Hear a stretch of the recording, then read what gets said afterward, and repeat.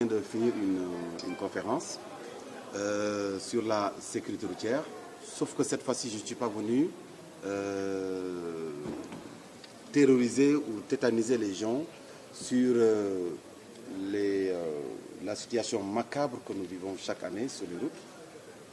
Je disais qu'en fait, il y avait 600 morts, beaucoup de blessés, et parmi les causes de ces accidents, il y avait cet aspect humain qui était tout le temps mis en relief.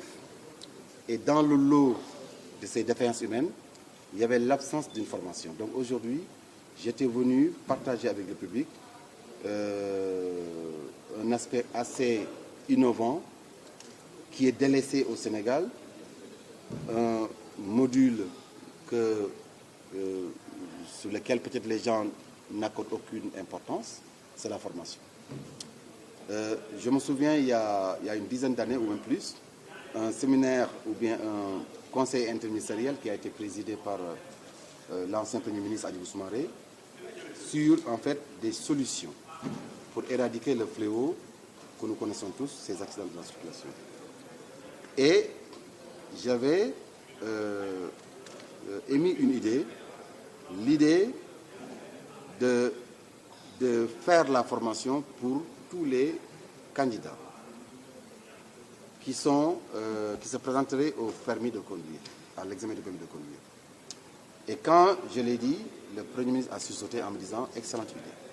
Ça, on va en faire une priorité, mais depuis plus de 10 ans, je pense que cet aspect-là n'est pas réglé. Je pense que la formation, ou tout candidat au permis de conduire, devrait faire une formation pour mieux appréhender les prescriptions du code de la route, mais également être un as du volant en sachant conduire en bon citoyen. Malheureusement, ce qu'on voit aujourd'hui, ce sont plus des délinquants de la route.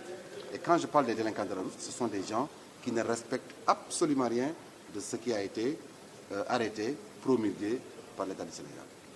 Donc aujourd'hui, il fallait faire une démonstration pour montrer à quel point la formation, qui est synonyme d'acquisition des connaissances, de savoir-faire, de savoir-être, comment la formation peut jouer un rôle éminemment important dans la réduction des accidents de la route.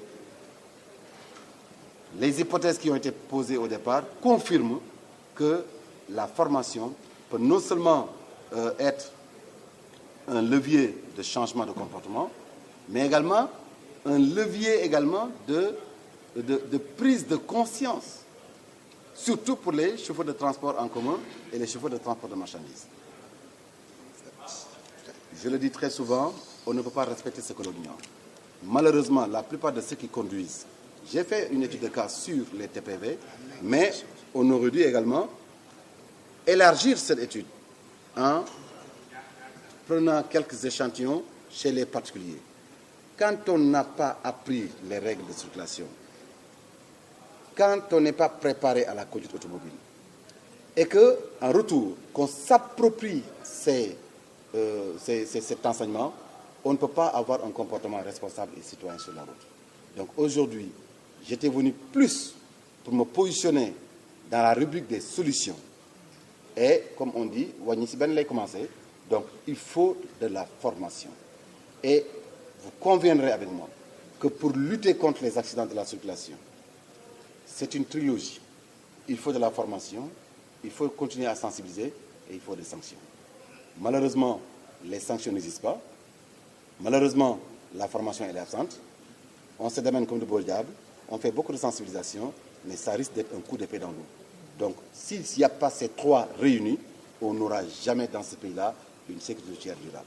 Vous l'avez souligné, justement, il faut la formation, il faut également les sanctions.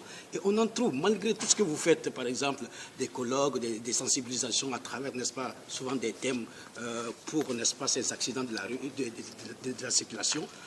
Nous sommes conscients de cela. Mais jusqu'à présent, on retrouve ça au niveau des chauffeurs, par exemple, des dames, au volant, au téléphone. Et malgré tout ça, qu'est-ce qu'il faut faire maintenant pour que ça change? Ce qu'il faut faire, vous le connaissez mieux que moi, il faut insister sur le binôme contrôle-sanction. Je le dis depuis des années, le binôme contrôle-sanction. Et moi, personnellement, à l'issue de cette étude, j'ai même vu autre chose.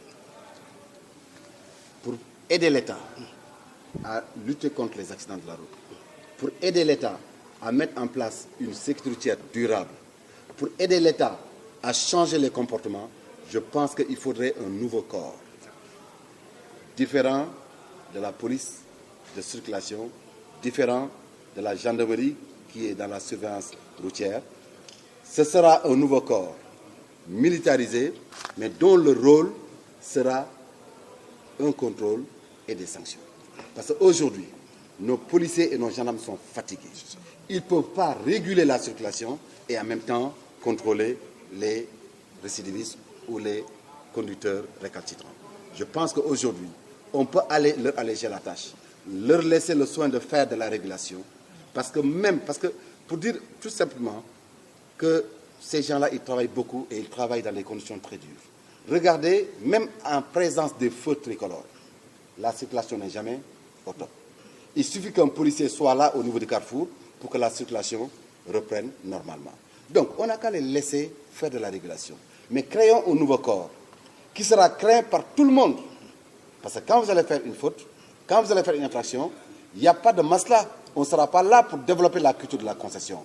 On ne sera pas là pour laisser pourvoir les choses. Mais on sera là pour sanctionner. Et s'il n'y a que la sanction qui permettra à l'autre de se remettre dans les rangs, qui permettra à l'autre de rester le citoyen qu'on attend de lui avec beaucoup plus de responsabilité.